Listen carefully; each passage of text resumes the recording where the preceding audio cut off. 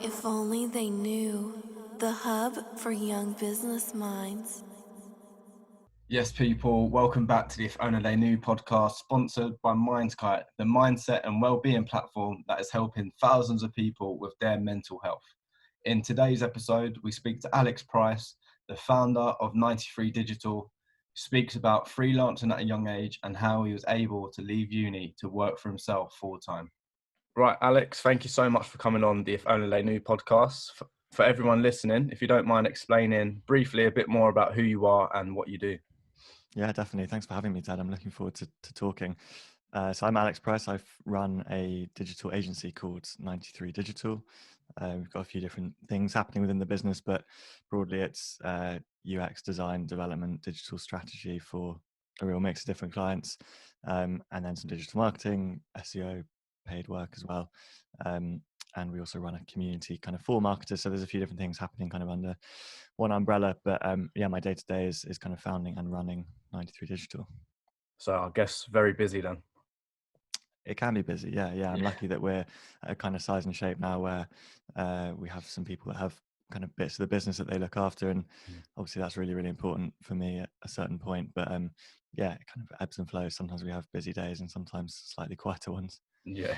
Well, before we get into all the work you're doing now, I always say it's good to sort of rewind the clocks a bit and understand what someone was like when they was younger. And I think it really helps to understand what they're like now. So if you don't mind, tell us a bit more about what life was like growing up for you. Was there any major events that happened, or was you bad at school, good at school, stuff like that? Would be good to know. Good question. I guess I'm lucky that I had a relatively, I think, like normal and uneventful childhood overall.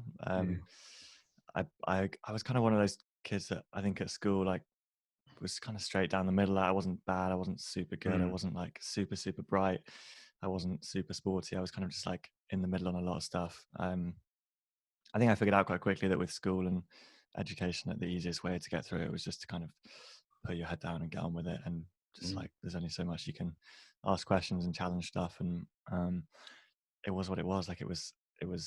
I kind of enjoyed it. I had good friendship groups, and yeah, it was pretty uneventful overall. I guess I feel like a lot of what I'm doing now was maybe shaped by. I mean, everyone's obviously shaped by what happens when they're younger, but I guess I was lucky to grow up with a dad that has always worked for himself and still does. And so I guess running a business for me, like I guess it felt like the norm versus actually getting a job. Like for me, the idea of finishing school or uni or whatever else and like applying to get a job somewhere, as weird as it sounds, was actually more alien as a concept than working for myself. Like it was just, obviously I knew other people worked for other people, but all I'd ever seen with my dad was that he kind of worked for himself. And so it felt quite normal. I'd seen a lot of the ups and downs, the periods where he'd done really well and other periods where, you know, things were really difficult. And I think I have some of those kind of imprinted on my mind and in my memory that I'll probably never forget, the highs and the lows of running. So I think I saw all of that kind of growing up. Luckily it wasn't enough to put me off completely. And yeah, as I said, I think I got to a point where it felt like a pretty natural step. And I think also having parents that are like supportive of doing something that's entrepreneurial, I think it's actually quite an important thing for young people. Like, I think a lot of my friends, like they have parents who they either have to be a lawyer, a doctor, or an accountant or something, and there's 3 career paths and that's it. I think I was always just really lucky that my parents were, I think as long as it was relatively normal, they would have been happy to support kind of whatever I wanted to do, which I think, yeah, I'm really fortunate and lucky to have had. Yeah, no, it is strange because I was just thinking there, like my mum, my mum wasn't someone who like was like you need to be a doctor or you need to like to do this. She didn't really like set the bar. But then at the same time, I didn't have anyone who um ran their own business. So like you said, the sort of like in the middle in terms of that, like where to go, like it is weird. Like now it seems like now, I guess it's to do with social media, but it seems like a lot more young people sort of seeing all the other entrepreneurs and seeing their journey from start to finish. Like there's so many examples out there of people that have literally started a few years ago and are smashing it now. And I think that is, I don't know, like what's your thoughts on that? I guess it's good to see young entrepreneurs just trying, I guess, rather than sort of getting stuck to the 9 to 5 life. Yeah, for sure. I think that's awesome overall. Like, I think my general view on it is that like anyone should go through the process of starting a business at some point. Like, I think the process of going through it and the learnings from it will hugely develop anybody, regardless of how successful the business is, right? Simply taking the steps is, I think, an incredibly empowering journey in itself, even if you do it for a year and you end up getting a job or something. Yeah. I think the slight risk of the world we live in now is that sometimes social media and everything else can make success look a little bit too overnight and a little bit too quick. Yeah. Yeah. I think like I've seen this for a while now. You see like, you know, The Social Network, the movie about Mark Zuckerberg, and the whole story is compressed into like 90 minutes or whatever. At the same time, we live in a world where I can pick up my phone and tap a button and a taxi will arrive, or delivery will drop me off some food, or like, you know, everything's pretty instant these days. Yeah. Like even when me and you, I'm sure we're a bit younger, like, you know, not that long ago, these things didn't exist. Whereas the generation now, the kids that are like 5, 6, 7, 8, like, you know, I spoke to someone recently who said that they think their kid actually sometimes struggles to separate like real life from digital life or what's happening online. Like they're almost as one. But and right, that's a scary thought. Yeah, that is scary. But I think so. The conclusion on that for me is like the biggest skill I think any young entrepreneur can have now is the patience and the focus to stick with something. Like I think more and more people will start, but also more and more people will give up after a few months, or they won't stick with it. And I do believe that you need to stick at something for like 10 years to make it a real success. And I think, yeah, sure, there's stories of someone comes up with $1 billion idea and, you know, 3 weeks later it's funded because they've got some connections from a VC or something, and 5 years later they've sold for a couple 100 million, whatever. Like these stories exist, but they're definitely the minority. Like I think if you dig into any success story, you'll just see a lot of grind over a fairly long period of time. Yeah. So I think it's easier than ever to start, which is awesome. And I think the process of doing it is great. But I think it's also so easy to give up or think I haven't had any success after a month, 6 months, a year, just going to stop. But like, I think it's that repeated focus and just sticking out something that really is the differentiator now. I know we're not sort of on like the board of advisors for schools and stuff, which it sort of feels like we are at the moment. But I think it's sort of to me, I feel like it's important to sort of just throw these ideas out there, and then someone listening might pick it up and run with it, or sort of like, you know what I mean, they might make something from it. And I think on that point of like the education system, I feel like it'd be good, like you said, if young people could have the opportunity to start a business of some kind. But I was thinking like even if they was just to start almost like a mini business or like half a business, just like some kind of project, like a media group or something, just on Instagram, or, you know, just something to get them used to the digital world, because digital skills are so important today. And I think if they can pick up on that early as possible, because I feel like the education system is so like out of sync with, like, it's probably still the same. I think they're learning the same sort of things that I was learning when I was in school, and the technology is completely different to when I was in school. So it seems like there's sort of a delay there. So I think the education system needs to sort of perk itself up a bit and get with the times. For sure. Yeah. I think my observation on that is like, I think teachers have a lot of responsibility, right? But they're so busy. Like teachers work insane hours. They've got so much to do. Like we can't expect teachers to stay up to date with like latest digital career opportunities and be awesome teachers. So like I think that's often the issue, is that teachers end up getting designated as like career advisors, and a lot of them they've never had a job aside from teaching, and how would they stay up to date with like what the opportunities are? So I think you're right. Like I think that any kid these days is going to be like digital first, right? Like they're all going to be on Snapchat, Instagram, TikTok. Like they've got the skills. I think they just need a clearer picture painting of like what are the actual opportunities out there in the workplace, because there's a lot of roles, and people think that, I think the common misconception for me is like people thinking that digital means you have to be a developer, or you have to be really techy, or you have to be able to code and all these things. But there's tons of roles in project management and account management and creative skills, and like there's every kind of role exists within the digital world. It doesn't have to be something that's if you can't code, you can't work in the digital industry. So yeah, lots of really, really great opportunities out there for younger people. Oh, 100%. But before we sort of finish the topic of education, I'd like to talk about your sort of uni experience, if you don't mind. So tell us a bit more about, firstly, what what you studied and why you sort of wanted to go down that route, and then what eventually ended up happening with that. Yeah, so I guess when I was at school, it was very much the case that like, and if you didn't go to university, you were going to fail in life. Like that was kind of the summary of my teachers, and I was lucky to go to a good school, but that was the kind of outlook. It was like you've got to go to university, otherwise you don't really have a future. So I think although I felt like I wanted to do something of my own, I think I still felt like I wanted to go to university, because having that safety net of a degree was going to be important. Yeah.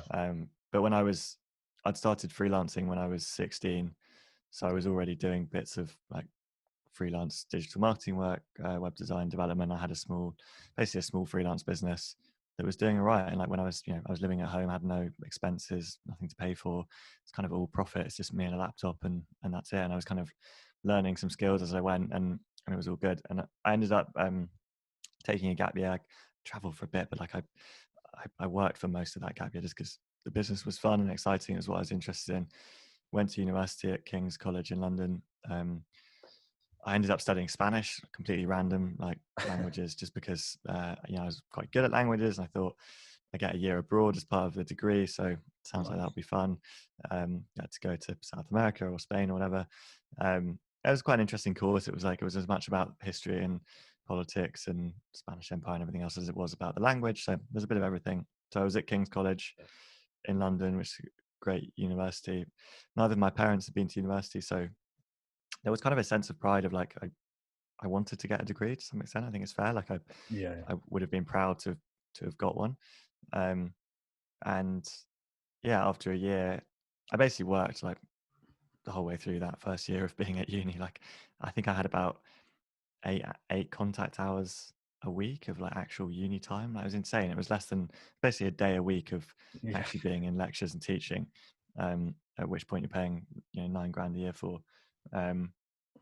Plus other student debt that I was building up, and yeah, at the same time, my business was just taking off. Like I was at uni in London where most of my clients were too, so I was going to a lecture and then going to meet a client for a coffee or something, like checking my emails the whole way through stuff. It was interesting, but like I think I just got to a crossroads where I felt like it was turn right to stay at uni or turn left to keep growing the business. Like I was turning down work because I was really at the limit of what I could do to keep uni going. And so it really was just at that point it was one or the other. And so yeah, I ended up like going to see my personal tutor at uni and talking to them and kind of weighing up the options. Obviously I thought they were going to give me the hard sell and be like, stay at university, it's for the best. And she was like, well, it doesn't sound like this course has anything to do with what you're doing, so you might as well just go and do it. Wow. Which I wasn't expecting from her. They were good in that they gave me like a bit of a safety net to I basically completed my first year, and they said I could come back and pick up everything from the second year, for the next 2 years basically. So they gave me a 2-year window to go and give the business a go. If I wanted to, I could come back and just pick up the degree. My parents were again pretty supportive, which was actually kind of tough. Like I think there was like a 6-week window where I felt like I needed someone to just say like, do this or do that, like I didn't really know what was the right answer, and the reality was there wasn't a right answer. But it was tough. Like as I say, I wanted a degree. I was building a good group of friends, and I was enjoying it. But my gut feel was just like, there's an opportunity here to grow the business, and I've got to take that. I can always go back to uni if I need to, whatever. So yeah, I left, and I think it's fair to say I didn't look back. Like I completely forgot that I even had to tell them I wasn't coming back. I got an email like 2 years later saying you need to pick your modules for year 2, and I was like, oh, sorry, I forgot to tell you, but yeah, I'm not coming back. So yeah, I left and started focusing on the business, but we'll probably come on to that in a bit. Oh yeah, no, definitely. And I think on that point you mentioned about sort of making that decision, I know exactly what you mean. Like if you was to look at someone else in the same position, you'd be able to make that decision so easily. But when you're in it, there's all these things going on. And you're like, it's not as black and white as it could be, isn't it? Yeah, it's tough. And yeah, when I must have been 20 years old, 19, 20. I didn't really know much about the real world or what I was really doing. I still feel like half the time I don't know what I'm doing and I'm figuring out as I go. But that's part of the journey. And I think yeah, that was the start of I guess the really rewarding experience of growing a business, where you spend most of your time learning to be comfortable being uncomfortable, if that makes sense. And so yeah, moved on and started just focusing on the freelance business, and eventually opened an office and started to hire people and stuff like that. But I'm sure we can dig into like the steps that went in between leaving uni and how that ended up happening. Yeah, of course. Let's dive into it. How did you find that whole sort of transition? And yeah, like did you ever sort of feel that regret? Like you sort of mentioned, you felt quite Yeah. comfortable once you make it. Was there ever a point where you thought, oh, I don't know, like it's good for now, but will it last? Sort of, because I've had that feeling many a time. Yeah, I still have that now occasionally. Yeah. Yeah, for sure. I think after I left, I spent about a year working, still freelancing. And at one point, I don't even know why, but I was like, I need an office. And sometimes I look back at some of the decisions I made, and I'm like, I wish I wrote a diary or something at the time to kind of reflect on like what I was actually thinking at that time. Obviously, I assume I was planning on hiring somebody at some point soon, and that's why I needed an office. But anyway, I found this, I think on Gumtree, I found like this empty little basement in Marylebone in the middle of London. So it was a great location, but it was cheap. It was in a basement. It was like one little toilet at the back. I met the landlord, who was this slightly crazy old man who was lovely, but I just negotiated with him and said, I think I said, I'll put new carpet in, paint the walls. I'll basically renovate it for you if you give me like cheap rent for the first however long, 6 months or something. And so yeah, I did that. It was a room not much bigger than the one I'm in now. It had 4 desks in it, of which it was only me in there at the time, a coffee machine and one little toilet, I think a little kitchen area at the back, and that was it. And I think I spent again like another 6 months in there before we won a project, which was, well, I say it was a big project. At the time, it felt like it was the biggest project we'd won at the time. It was a website design development project for like a membership organization. I think it was about 20K, 21K project overall, which at the time was huge. Like I don't think we'd ever done anything, or I had ever done anything over like, I don't know, 5 to 10 grand as a piece of work, as a project for a client. And I knew I couldn't deliver it all on my own. So I was like, okay, I had other business going on and like things were building up, and then this project came in on top, and I was like, okay, the next few months look like we've got a nice chunk of money coming in. Maybe now's the time to double down. And actually I needed the help anyway. So I hired a kind of designer and a developer at the same time, kind of junior mid developer, and a designer who's actually now our head of UX and design. So she was employee number 1, Nicola, and she's grown massively with us and now running a team for us at the agency. So it's really great that people like Nicola have been able to kind of come on the journey and grow with us in the business. But I think I put myself in bed for a good 2 weeks after that. Like I think that was the first time I properly hit burnout as a thing. Like I just completely killed myself going through that process. Like I'd never hired anyone before. I didn't have an employment contract. I didn't know about the finance side, the legal side. I didn't know how to run an interview. Like I quite literally didn't know anything. I was like, if people come to this office and come down these steps in this dingy basement, are they going to want to work here? Like, the whole thing was just the most overwhelming, horrible experience to go through. And frankly, if I was Nicola or anyone else, I would have been like, why the hell would I work here? Like, why would I work for this guy in this dingy basement? But yeah, for whatever reason, they chose to. But yeah, that was tough. I just remember that time being like, it was awkward too, because I just hired 2 people, and then I was so sick to the point that I could like barely get out of bed. Like I full on had like sore throat and glands, like everything just hit me. You know, when sometimes you've just been working really hard and you kind of pause a bit or you get through it and suddenly it catches up with you. It just destroyed me, and yeah, that was really tough. So that was one of those moments where I was like, God, is this worth it? Like, I could just be freelancing, me and my laptop, traveling the world, working anywhere, doing what I want, easy life. I'm too young for this stress. Like, all of those kind of thoughts were going through my head. And then the same when this project started to come to an end. So this was like a 21 grand project split across 3 or 4 months probably. So a good 5 grand or so, 5-6 grand a month of revenue coming in, and month 2, month 3, suddenly you're like, okay, this project's about to come to a close. I've still got 2 full-time employees now. Yeah. Now what? Like, and that was definitely a point where I was like, I remember talking to my friends being like, yeah, I might just go back to freelancing for a bit, like a bit stressful, not sure I can do this. I was still, I'd agreed to live with mates from uni in the second year. So I was still living kind of a bit of a student life in one respect, but then kind of working, trying to be a CEO in air quotes during the day.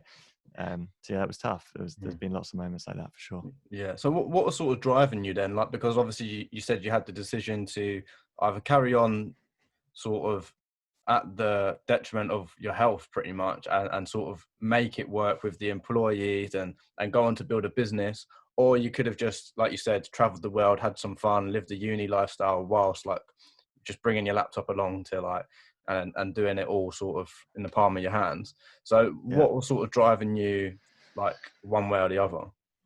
That's a good question. Like, I think to some extent, like I was a bit young and stupid, young and naive. Like I probably just thought like, I didn't know what I didn't know to some extent. And I think in all honesty, if I was back where I was now and I stood at the bottom of the mountain, which I've been climbing and I'm still climbing, and looked at the size of it, I probably, like, there's a good chance I would think, I can't be bothered to do that. Like, maybe not bothered, but the site, I think if you look too far ahead, and I think this is advice for anyone, like if you look too far ahead at what might be coming up, you're never going to do anything, right? Like you're just going to always take the easy route. And I think that's why I just, I really do take it. I'm not a big believer in 3-year, 5-year plans, whatever. I think it's like I'm a few weeks at a time, literally. And as long as I feel like we're heading in the right direction, there's some kind of a bit of an upwards trend in growth, and I'm pretty happy at the moment. I think I've also always been lucky to be like relatively kind of internally driven. I don't know where that comes from, but I think I've never been that bothered about competitors or what anyone else is really doing. And I think particularly, we're growing a business fairly well in like what's ultimately a pretty competitive niche, right? Like there's no shortage of people that can build a website.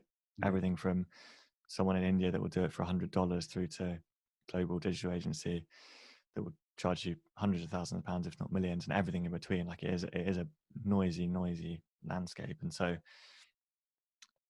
proposition and niche and how you kind of position yourself has been really important to think about in that respect.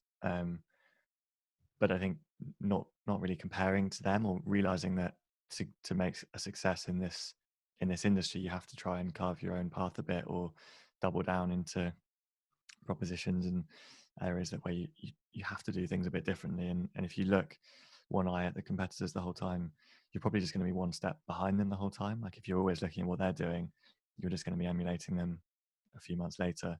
So I think I can't explain necessarily why that is, but I think I've just always had a bit of a like internal fire that's driven me. That's I think a lot of it's from wanting to be quite independent. I think that's been a recurring theme in my life for whatever reason for a while, is like not wanting to be dependent on anyone else for anything else. Again, I'm not sure exactly why that is. I'm sure you can probably dig into some childhood trauma or something that explains it. Yeah, it is what it is. Like I'm sure I could go get a job quite easily somewhere else, potentially even make a bigger salary than I am right now, working for somebody else. But the fact that I can kind of be master of my own destiny, I think is of much more value to me than any amount of money. No, and I think I'm the same. Like I sort of like the fact that I can be sort of independent and I don't have to rely on anyone else. And again, yeah, it's definitely something from childhood, definitely. But yeah, it's just I thought I want to sort of, I like that the fact that I have that independence, and that sort of, even though it is still risky, I have that safety net that I've built. Like I know sort of how far I can go until my sort of work becomes unsafe and I'm on the risk of losing things. I'm sure that's the same with you. But this year it's shown that even the safe jobs, the 9 to 5s, the admin role, everything that you would have considered safe last year, they can still be taken away from you at any point. So it's quite a weird sort of thing to have. And I think this whole year may spark a whole new wave of people sort of being self-employed and taking on their own projects. Yeah, I saw some stats around how many people have like started a business or registered a limited company recently and that kind of thing. I can't remember what they were, but like a lot of people, particularly during lockdown when it first happened, thought, okay, this is the time, or if they were furloughed or something. I think that's awesome. Like I love the idea that, the next £1 billion companies are being built in someone's bedroom in the middle of a Yeah. global pandemic, because like, it is happening somewhere, and I think that's pretty exciting. But yeah, it's been a crazy time, as you say. I think it's demonstrated that sometimes life just throws you a curveball and no one can forecast it, and you've got to be ready. But I think that's good reason to be thinking carefully about how you run a business. And I've always had I've always been quite, I guess I've obviously taken risks to do what we've done so far, but also been quite cautious and left a lot of money in the business and financially built up good reserves. And so yeah, we were just super lucky to go into this in a really good position and busy and with lots of work, and ultimately just being in an industry where, if anything, clients need us more now than they did before. Digital's just become, digital is marketing now in all respects. A lot of our clients that were doing events and conferences and all of those kind of things, like none of those things are happening right now. So all the budget's going into particularly SEO, we're seeing a big uplift in, but making sure websites are working better and stronger and harder. So yeah, we've been super lucky overall. But yeah, it's definitely a good example of just how things can come out of the blue at you, and you've got to be ready for them. Well, you make a good point there. It still sort of has weirdly enough been a good year for you, right? You've done loads in turnover, and how many employees do you have now? So we're about 22, 23, I think, full time as a team. We've hired a few people in the last few months. Wow. Got someone starting in December. So yeah, it's been exciting. It's been difficult running a business where you look externally at ONS or Office for National Statistics, all these bodies that provide data on the state of the world, and it's all pretty negative and pretty depressing. And then you look at your own business and numbers, and everything is kind of broadly heading in the right direction. You're kind of like, what do I trust? What do I look at? Is this just luck? Are we screwed by the time we get into next year? Like, so yeah, it's hard. But I think it's, this period's been a really great opportunity, I think, for any business to build a lot of value with both with their team and with their clients. Like, this has been a time where I think you can really build trust and rapport and really strong relationships with everyone inside your team, but also externally. It's like the most a very difficult time. I'm sure we all, as I do, wish that it wasn't happening if we had the choice, but it's an unbelievable platform to double down on what's important overall, I think. Yeah. How has it sort of changed that that internal culture for you? Like, have you all been working remotely, or do you still sort of work together? How has that been for you? Yeah, so we were always, despite being like a pretty modern digital business, I've always believed that we do our best work when we're side by side and in the same room. And I think there's a lot to be said for like a creative process with that in mind. So we've still got our office. It's kind of been open and closed, and people can pop in if they want to. However, I think at the moment, the majority of people have been working remotely. I think moving forward, we'll be kind of very, very flexible. It might be that 1 or 2 days a week people are expected to pop in, or if they need to. But when I look back and think, we used to make some of our team, some of our developers basically come into the office, plug their headphones in, write lines of code for 7 hours, 8 hours, and then just go home. Yeah. And the idea that we made them like get on like 2 tubes and a bus or something, an hour and a half each way, to just do that process and then go home in the same way is absolutely bonkers. Like, looking back, like, it's just crazy. Like, so yeah, I still do believe in working side by side, and I think we'll rethink how we use our office to be a space to collaborate in and to be creative in, and have more space to come together to share ideas. But for any kind of deep focused work, I couldn't care less where anyone is at this point.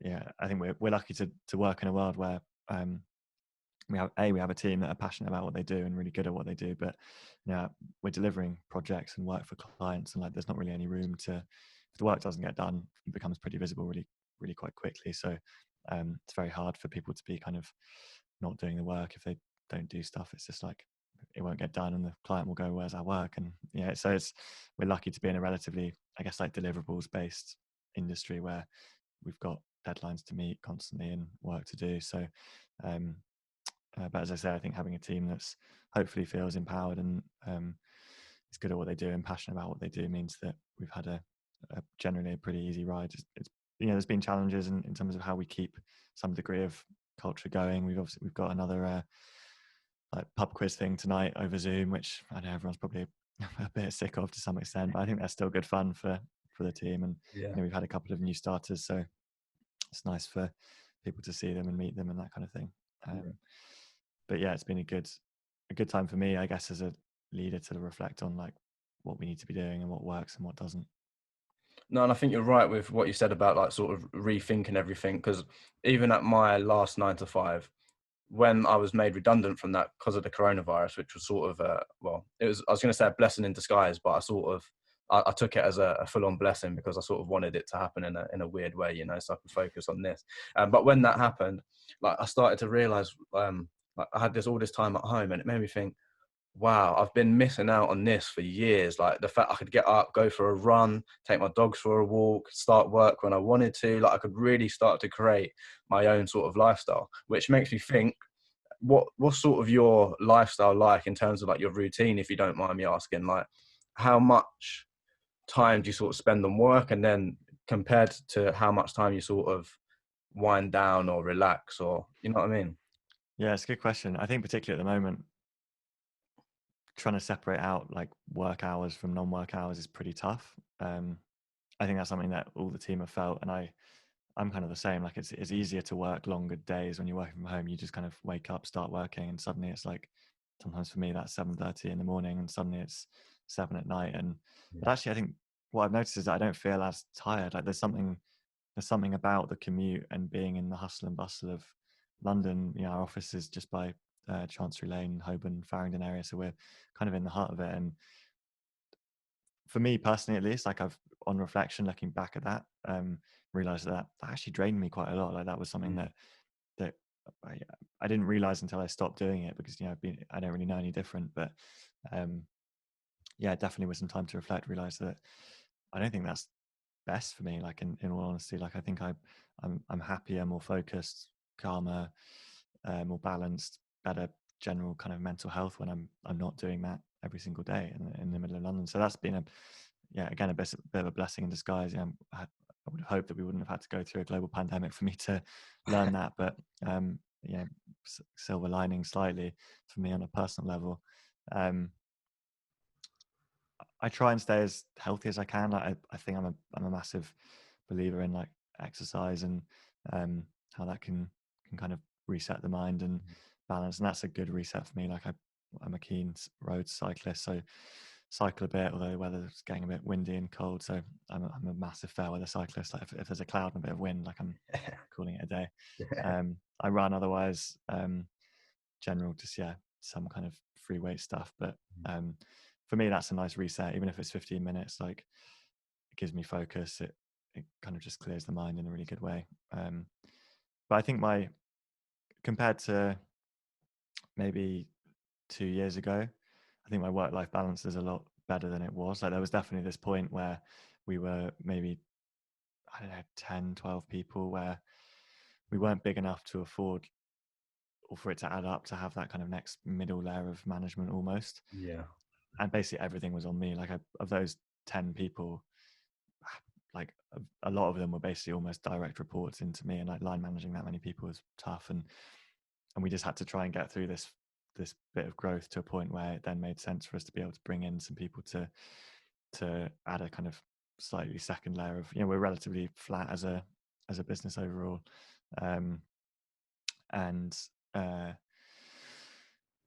But that was tough, that period. Like there was definitely a period where that I felt like this was just a massive grind, and I couldn't really see the light at the end of the tunnel, and just thought this is going to be really tough. But I think now it's better. Like I feel like I can switch off a bit more. I feel like I can rely on others on the team a bit more. But that's the most important thing for me, is having people that I feel like I can rely on, that I can trust, that if I ask something to get done, I know I can leave it with them with a safe pair of hands. Because I think there's only so much that as a founder or MD or CEO or whatever you can actually mentally, you've got the mental capacity for. And you have to be able to know. For me, the most kind of difficult, stressful thing is lying in bed at night and thinking, oh, I wonder if he or she has done that. And for me, like, very quickly I can get to a point where I trust people and they demonstrate that they can do something after a few months. I'm like, I just know I don't have to check in on them. They're organized, they get stuff done. Whereas with other people, and we've had this in the past, it's just been a constant battle of chasing them up, asking them things. And that's just, I think that's the trickiest part of kind of hiring people and scaling a team, is just me feeling like I can rely on people. And I think when you're scaling a business, that's just so fundamental. That kind of organizational clarity that it brings when you know you've got the right people in the right seats. And I think any other business owner will be able to relate to that horrible feeling that you kind of have in your stomach when you just know that someone might not be the right person for the role, and it's not going to work out longer term. That's a tough thing to go through. Yeah. Well, talking of people, it seems like you're giving back to the people as well through your lectures, and you're also on the Young Talent Council, was it, for an organisation? What sort of? I have been, yeah. Yeah. What was the sort of thought process behind that, and how important is it for you to sort of give back? Yeah, super important. I think I've just been so lucky, right? Like I think I'm 27 now, and I've got to a point in life where like I'm doing all right. I've built a future for myself. I'm independent, financially secure, and I think a lot of people spend their whole life working towards that, right? And some never get there. Some never even find what they love doing in life in terms of work. And I found that at 17. Like, if that's not to some extent being super lucky and blessed in some form, then what is? So I feel like I have a bit of a duty to try and do what I can and give back in that sense. So yeah, I did some lecturing at South Bank Uni, which was great. I think that was actually really good for my own development too, in terms of like keeping a computer lab. Everyone had their own computer, and trying to keep a load of 18-year-olds, group of like 30 of them, focused is a challenge. An iMac, unlimited internet access, you can imagine some of the havoc that you try and manage. Of course. And so in terms of my own like just talking, and I do a lot of pitching and presentation and stuff within the agency now, and so doing the lecturing was actually a really good learning curve on how to keep people like focused and keep them engaged and that kind of thing. And then on the BEMA side, so BEMA, the organization called BEMA, which is the British Interactive Media Association. So I spent some time on their Young Talent Council, and we were actually responsible for running, kind of comes back to the bit we were talking about, education. We ran a series called Digital Day, which was kind of a nationwide initiative where digital agencies, but also companies, so like Vodafone and I think ASOS and all these different companies, would send digital teams into schools for a day and run a series of like challenges and workshops. And so I was on the kind of central council for that, where we would basically plan, we would pair up schools with businesses or agencies locally, run the structures of the day, prepare all the documents, the packs and everything.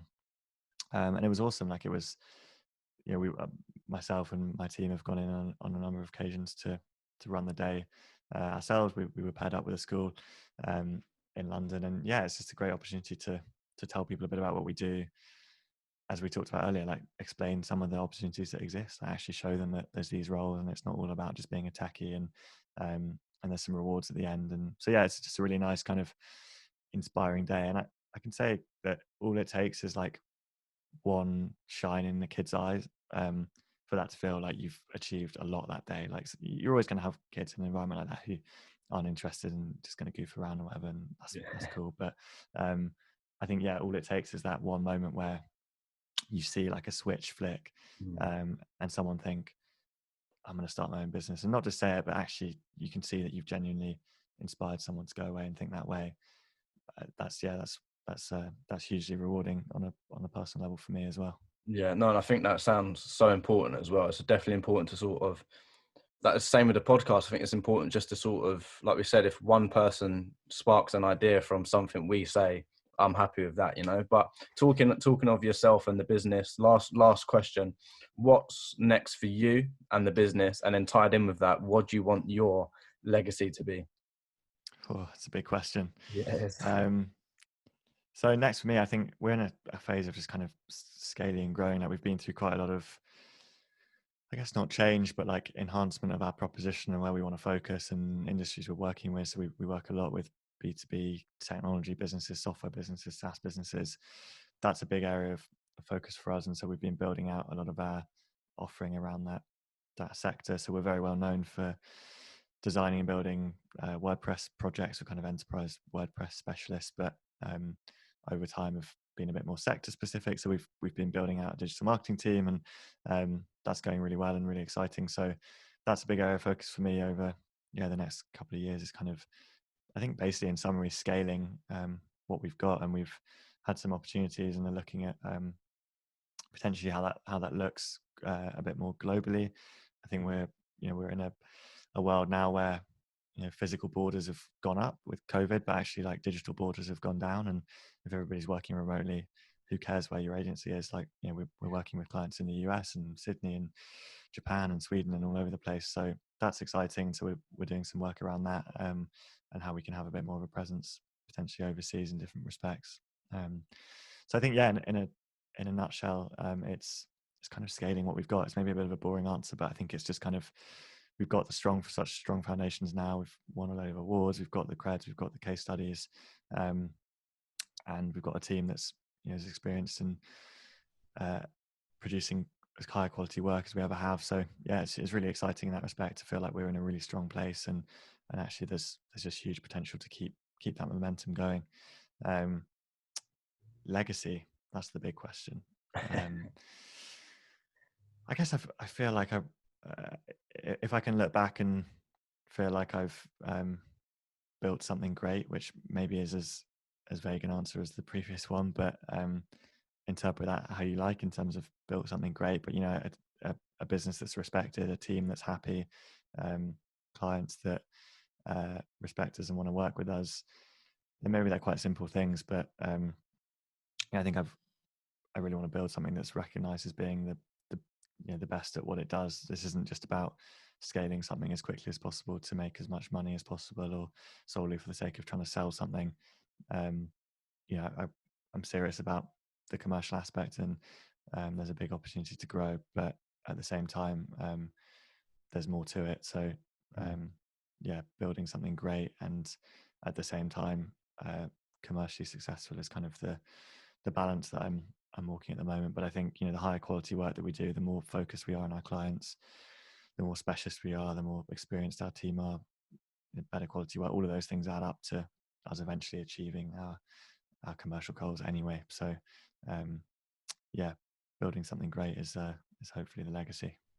And I didn't want to interrupt you there when you said it's a boring answer, but it's most definitely not. That's the answer we want to hear. We want to hear growth and sort of battling through, especially during these hard times. I'd have been gutted if you said, well, our future plan is to close down next month. That would have been terrible. So at least you're on the right track. But the final thing, like, the floor is now yours. If there's any final messages you'd like to get out to anyone listening, or sort of all your plugs and all your apps and stuff like that, please do let everyone know. Yeah, sure. So I guess if you want to connect, then feel free. My email address is just alex@93digital.co.uk. I'd love to hear from anyone that's working on anything exciting and offer any feedback or help. Look at CVs. Like I'm really happy to do that. I guess I'm on LinkedIn. If you search for Alex Price, I'll hopefully pop up. Aside from that, I guess my one parting message to people would just be make a start. Like I feel really passionate about that. Like, don't wait for anything else. Don't wait for more experience. Don't wait for more connections. Just get going, and you'll be amazed at how much you can get done when you just make a start and you do something that you're passionate about and interested in. The rate at which you can learn and progress and develop is like unbelievable. So don't let anything or lack of knowledge or lack of time or lack of connections or lack of experience hold you back. Just get going, and it will be a great experience either way. I love that. Well, mate, it's been a pleasure having you on. Thank you so much. I don't need to say it. I always say it to everyone, though, but best of luck with everything. And yeah, it's been a pleasure. Thank you, mate. Thanks for having me. Cheers, mate. If only they knew, the hub for young business minds.